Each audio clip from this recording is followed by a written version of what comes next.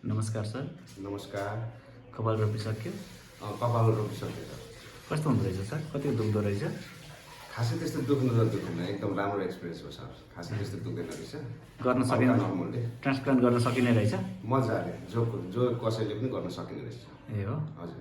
ए कसैले तपाईँलाई सोध्नुभयो भने के भन्नुहुन्छ? ट्रान्सप्लान्ट कस्तो हुँदो रहेछ भनेर सोध्नुभयो भने के भन्नुहुन्छ? ट्रान्सप्लान्ट कस्तो हुँदो रहेछ भन्दाखेरि यदि तपाईँहरू पनि म जस्तै कपाल झरेर तक्लो हुनुभएको छ र निराश हुनुहुन्छ भनेदेखि चाहिँ तपाईँहरू पनि यस वृत्तावनमा रहेको चाहिँ जुन हेयर रिगेन एन्ड ड्रमा हेयर ट्रान्सप्लान्टमा आएर चाहिँ तपाईँहरूले चाहिँ हेयर ट्रान्सप्लान्ट गर्न सक्नुहुनेछ। र त्यसमा चाहिँ तपाईँको यदि तपाईँहरूले जुन चाहिँ एउटा अहिले फिलिङ्स गरिरहनु भएको छ, दुख्छ होला, के हुन्छ होला, कस्तो हुन्छ होला भन्ने खालको महसुस गरिराख्नु भएको छ भनेदेखि पक्कै पनि तपाईँहरूले सोचे जस्तो छैन।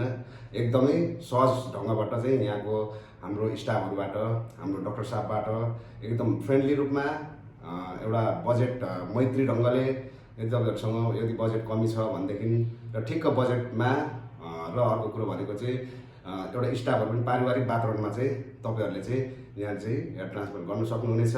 र मैले चाहिँ यहाँनिर चाहिँ टिकटकबाट देखेर आएको थिएँ। मैले चाहिँ एकदमै राम्रो महसुस गरेँ, एकदमै उहाँहरूको सर्भिस मैले एकदमै इन्जोय तरिकाले लिएँ। अब भने तपाईँहरूको पालो हो, पक्कै पनि आउनु होला। ओके।